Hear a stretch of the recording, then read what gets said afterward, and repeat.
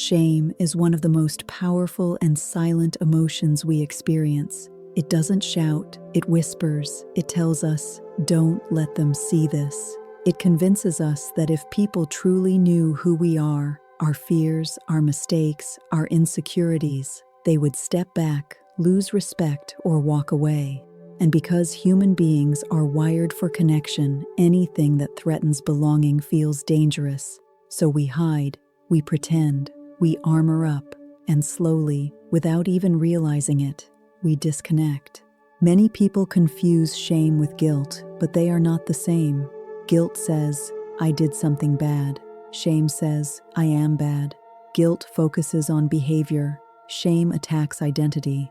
Guilt can guide us toward growth, repair, and responsibility. Shame, on the other hand, convinces us that we are unworthy of love and belonging. And when we believe we are unworthy, we stop reaching out. We stop showing up fully. We stop letting people see us. Connection requires vulnerability. It requires letting others see parts of us that are not perfect. It requires honesty about our fears, our longings, and our struggles. But shame tells us vulnerability is dangerous. It says, if they see this, they will reject you. So instead of saying, I'm struggling, we say, I'm fine. Instead of admitting, I need help, we say, I've got it handled. Instead of sharing, that hurt me, we say nothing at all. The wall grows thicker, the distance grows wider. Shame thrives in secrecy, silence, and judgment. When we hide our struggles, shame grows stronger. When we avoid talking about our pain, shame tightens its grip. And when we judge ourselves harshly, shame becomes our inner voice. Over time, that voice becomes so familiar that we don't even recognize it as shame. We think it's just the truth about who we are. For many people, shame begins early. It might come from experiences of being criticized, compared, ignored, or ridiculed. It might come from moments when we were told we were too much or not enough, too loud, too quiet, too emotional, too sensitive, too ambitious, too needy. These messages settle deep inside us. We begin to believe that parts of ourselves are unacceptable. So we edit ourselves. We shrink. We perform. We become who we think we need to be in order to stay loved. But here's the paradox. The more we hide who we are to earn connection, the more disconnected we feel. When someone loves the version of us that we're performing, it doesn't feel safe. Because deep down, we think, if they knew the real me, they wouldn't stay. So even when we are surrounded by people, we can feel alone. Shame isolates us from others, and it isolates us from ourselves. In relationships, shame shows up in subtle ways. It shows up when we get defensive instead of curious, when someone offers feedback and we hear it as confirmation that we are flawed. It shows up when we shut down during conflict because we feel exposed. It shows up when we lash out, blaming others to avoid feeling inadequate. In those moments, the goal is not connection. The goal is protection. Shame often triggers three main responses: moving away, moving toward, or moving against. Moving away looks like withdrawing, isolating, numbing, or pretending not to care. Moving toward looks like people-pleasing, overperforming, or trying to earn worthiness through perfection. Moving against looks like anger, blame, criticism, or control. All three are strategies to avoid the painful belief that we are not enough. When shame blocks connection, it doesn't just affect romantic relationships. It impacts friendships, family bonds, workplaces, and even our relationship with ourselves. We might struggle to ask for support because we don't want to appear weak. We might avoid opportunities because we're afraid of failing publicly. We might stay silent in conversations because we fear sounding foolish. Over time, these small acts of self-protection create a life that feels smaller than it could be. One of the greatest myths about shame is that it motivates us to do better. Many people believe that being hard on themselves is the key to improvement. They think if they shame themselves enough, they will become stronger, more successful, more disciplined. But research and lived experience show the opposite. Shame does not inspire growth, it paralyzes it. When we feel ashamed, our focus narrows to self-protection. We are less creative, less open, less resilient. Connection, on the other hand, is built on empathy. Empathy is the antidote to shame. When someone responds to our vulnerability with understanding instead of judgment, something powerful happens. The story in our head that says, "It's just me," begins to loosen. We realize we are not alone, and in that moment of shared humanity, shame loses some of its power. But receiving empathy requires risk. It requires speaking the thing we most want to hide. It requires saying, "I'm afraid, I messed up, I feel unworthy," or "I don't know what I'm doing." And that can feel terrifying. Our bodies react as if we are stepping into danger. Our hearts race, our palms sweat, our minds search for escape routes. Yet on the other side of that risk is the possibility of real connection. To move through shame, we must first recognize it. Shame often disguises itself as anger, perfectionism, procrastination, or comparison. When you find yourself thinking, "Everyone else has it together," or "I'll never be good enough," or "If I can't do it perfectly, I won't do it at all," pause. Ask yourself, what am I believing about myself right now? Is this guilt about a behavior, or is this shame attacking who I am? Naming shame is a powerful step. When we can say, "I am feeling shame," instead of "I am a failure," we create space between ourselves and the emotion. Shame wants to merge with identity. It wants to convince you that you are the problem. But you are not the problem. You are a human being having an emotional experience. The next step is reality checking the story shame is telling you. Shame stories are often exaggerated and absolute. If they see this, they will leave. If I fail, everyone will know I'm incompetent. If I ask for help, they'll think I'm weak. Ask yourself, what evidence do I have for this belief? Is there another possible outcome? Have there been times when someone responded with understanding instead of rejection? Then comes the hardest part, reaching out. Sharing your experience with someone who has earned the right to hear it. Not everyone deserves your vulnerability. It must be shared with people who are capable of empathy and respect. When we choose wisely and speak honestly, we give shame less room to grow in the dark. It's important to understand that vulnerability is not oversharing. It's not unloading your deepest pain on strangers. It's about appropriate risk-taking in relationships that matter. It's about showing up authentically instead of hiding behind armor. And armor may protect us from pain, but it also protects us from joy, love, and belonging. Many people believe that being vulnerable means being weak, but the truth is the opposite. It takes enormous courage to say, "This is who I am." It takes strength to admit mistakes, to apologize, to try again after failure. Vulnerability is not the absence of fear, it is the willingness to move forward despite fear. Shame also thrives on comparison. In a world where we constantly see curated versions of other people's lives, it's easy to believe we are falling short. We compare our behind-the-scenes struggles to someone else's highlight reel, and when we do, shame whispers, "You're the only one who doesn't have it together." But every person you admire has moments of doubt, insecurity, and failure. The difference is not the absence of shame, it's how they respond to it. Building shame resilience is not about eliminating shame entirely.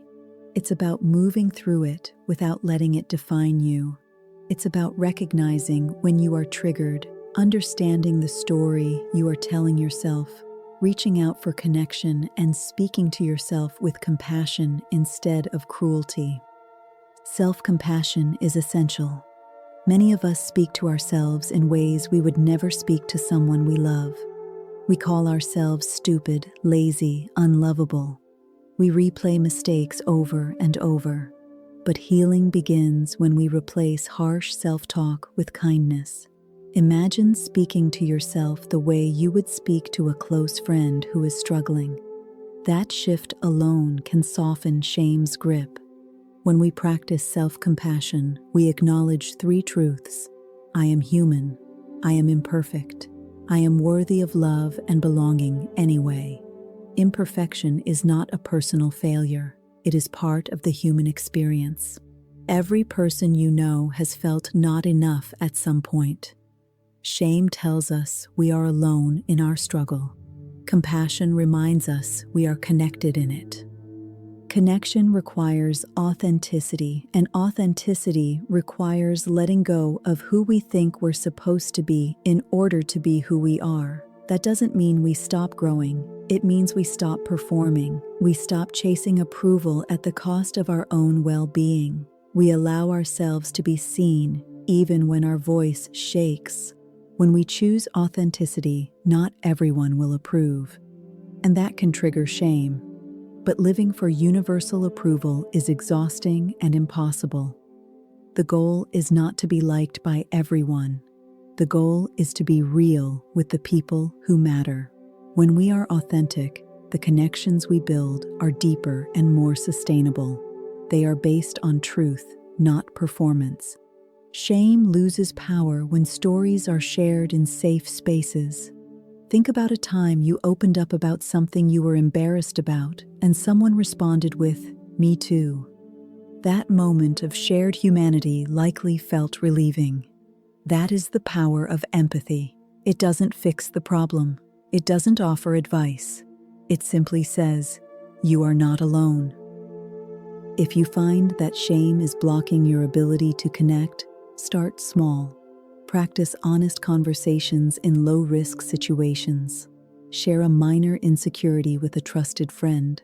Admit when you don't know something at work. Allow yourself to ask for help. Each small act of vulnerability builds resilience. Each positive experience rewrites the story that you are unworthy. It's also important to recognize when shame has become deeply rooted, perhaps from trauma or long-standing patterns.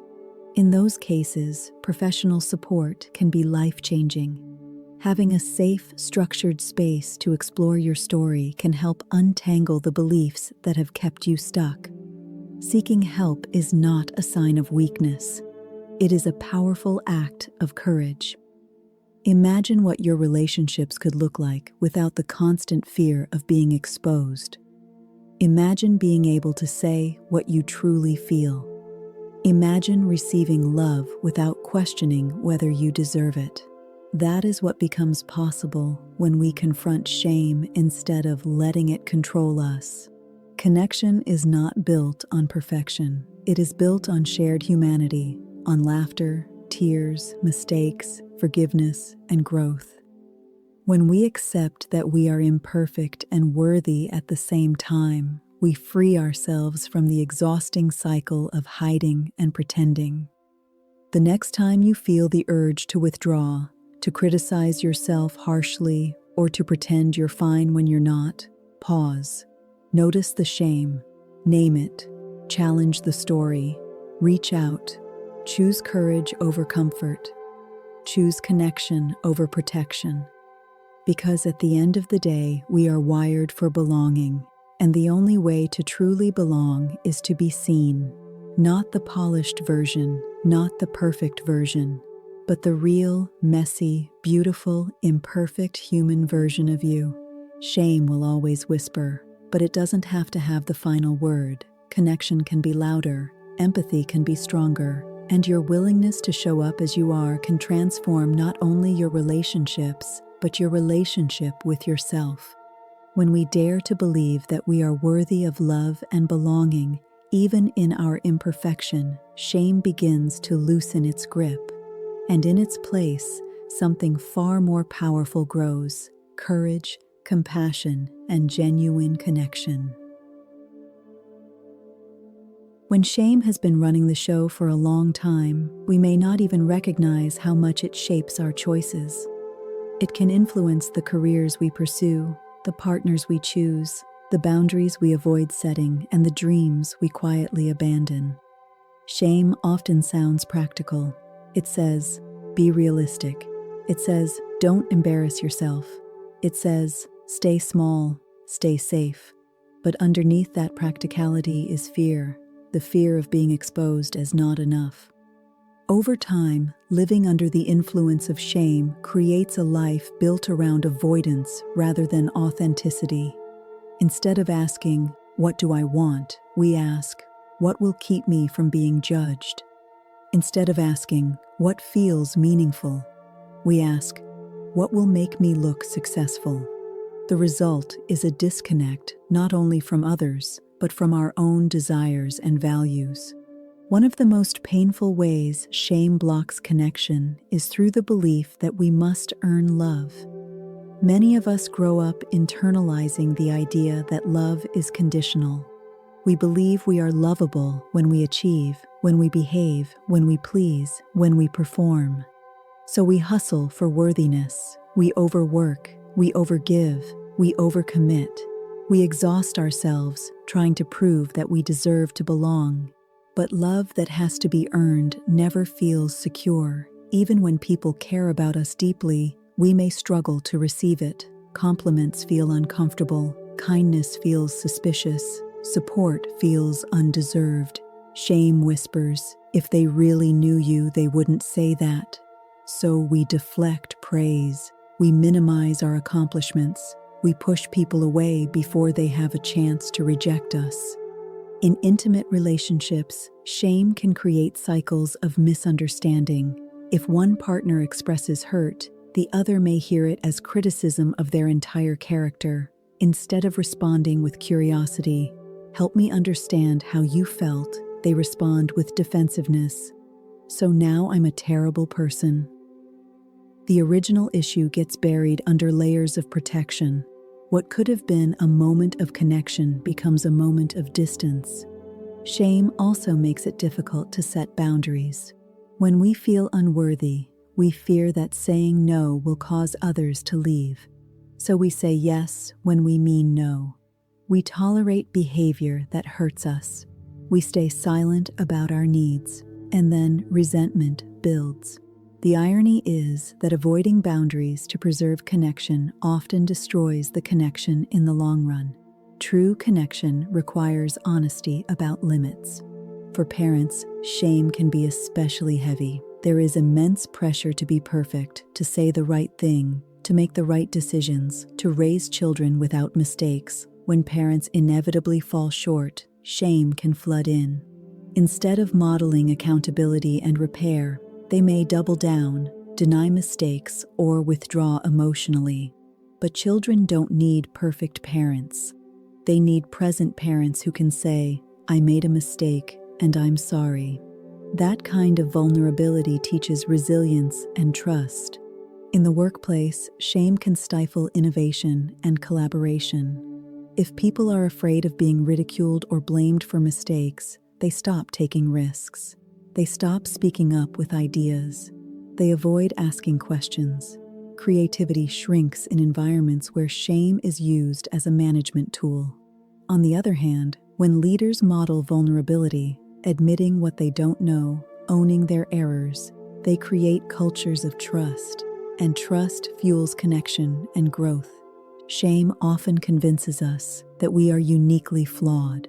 It isolates us by telling us our struggles are different from everyone else's. But when we listen closely to other people's stories, we begin to see patterns. The fear of not being smart enough, attractive enough, successful enough, thin enough, wealthy enough, talented enough. These fears are remarkably universal. The specifics may vary, but the core belief is the same. I am not enough. Recognizing this shared humanity can be deeply healing. It shifts us from isolation to solidarity. Instead of thinking, what's wrong with me?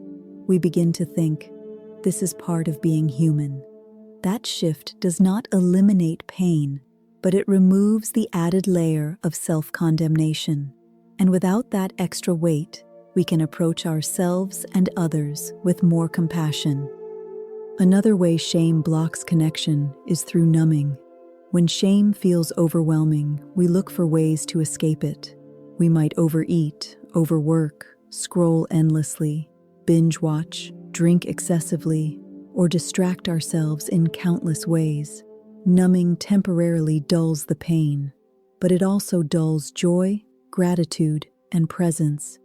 We cannot selectively numb emotions. When we shut down shame, we also shut down connection. The path forward is not about becoming fearless.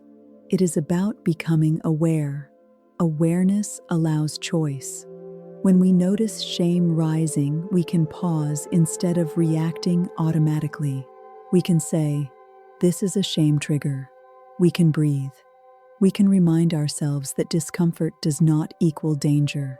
In that pause, we create the possibility of responding differently. Practicing courage does not require grand gestures. It often looks small and ordinary. It looks like telling a friend you're having a hard day instead of pretending everything is fine. It looks like asking a question in a meeting even if your voice shakes. It looks like admitting you were wrong. It looks like trying again after failure. These moments may seem minor, but they accumulate. Each one strengthens our capacity for connection. It is also important to examine the environments we are in. Some spaces reinforce shame. They thrive on comparison, criticism, and unrealistic expectations. If we are constantly exposed to messages that we are not enough, it becomes harder to build resilience. Seeking out communities that value authenticity and empathy can make a profound difference. Connection grows where vulnerability is honored, not punished. We must also challenge cultural narratives that equate worth with productivity, appearance, or achievement. When our value is tied solely to what we accomplish or how we look, shame becomes inevitable. There will always be someone more successful, more attractive, more accomplished. But human worth is not a competition. It is inherent. It does not fluctuate based on performance. An important part of dismantling shame is storytelling. The stories we tell ourselves shape our reality. If our internal narrative is harsh and unforgiving, our relationships will reflect that. But if we begin to rewrite our story with honesty and compassion, we create space for deeper connection. This does not mean ignoring mistakes. It means integrating them into a larger narrative of growth rather than using them as proof of unworthiness. Repair is a powerful antidote to shame. When we hurt someone and take responsibility without collapsing into self-hatred, we strengthen connection. When someone hurts us and we express our feelings honestly, we give the relationship a chance to deepen. Repair requires vulnerability from both sides. It requires the belief that relationships can survive imperfection. Many people fear that if they let go of shame, they will become complacent or careless. They worry that self-compassion will lower their standards. But compassion does not eliminate accountability. In fact, it supports it. When we are not consumed by self-loathing, we can face our mistakes more clearly. We can learn from them instead of hiding from them. Connection is built in the ordinary moments of daily life. It is built in eye contact, active listening, shared laughter, honest apologies, and small acts of kindness. Shame interrupts these moments by pulling us into our heads. We become preoccupied with how we are being perceived. We analyze our words. We replay conversations. We judge ourselves relentlessly, and in doing so, we miss the present moment. To reconnect, we must practice presence. When you are with someone, notice your urge to perform or impress. Notice when you start comparing yourself. Gently bring your attention back to the conversation. Listen not to respond, but to understand. Allow yourself to be curious instead of critical. Presence communicates safety. and safety invites vulnerability. It is also essential to cultivate inner connection. If we are constantly at war with ourselves, external connection will feel unstable. Spend time reflecting on your values. What matters most to you? What kind of person do you want to be? When your actions align with your values, shame has less leverage. Even when you make mistakes, you can return to your core principles and recalibrate. Gratitude can also soften shame's grip. When we focus exclusively on what we lack, shame grows. But when we intentionally notice what is working, what is meaningful, what we appreciate about ourselves and others, our perspective shifts. Gratitude does not deny pain. It balances it. It reminds us that we are more than our perceived shortcomings. If you have spent years believing you are not enough, change will not happen overnight. Shame resilience is a practice. There will be days when old patterns resurface. That does not mean you have failed. It means you are human. Each time you choose vulnerability over hiding, compassion over criticism, and connection over isolation, you are building new neural pathways. You are teaching your brain and body that it is safe to be seen. Imagine a world where more people believed they were worthy of love and belonging. Conversations would be more honest, apologies would come more easily, differences would be approached with curiosity instead of contempt, creativity would flourish, relationships would deepen. This transformation begins at the individual level with the simple but radical belief, I am imperfect and I am worthy. When shame no longer dictates our choices, we become freer to love without constant fear, freer to create without paralysis, freer to rest without guilt, freer to show up as we are. And in that freedom, connection becomes not something we chase, but something we experience naturally. So if you find yourself feeling disconnected, ask gently, is shame present here? Am I hiding? Am I protecting? What would it look like to risk a little more honesty? What would it feel like to believe, even for a moment, that I am enough as I am? Connection is not about being flawless. It is about being real. And the more real we allow ourselves to be, the more space we create for others to do the same. In that shared vulnerability, shame loses its isolation, and in its place, belonging begins to grow.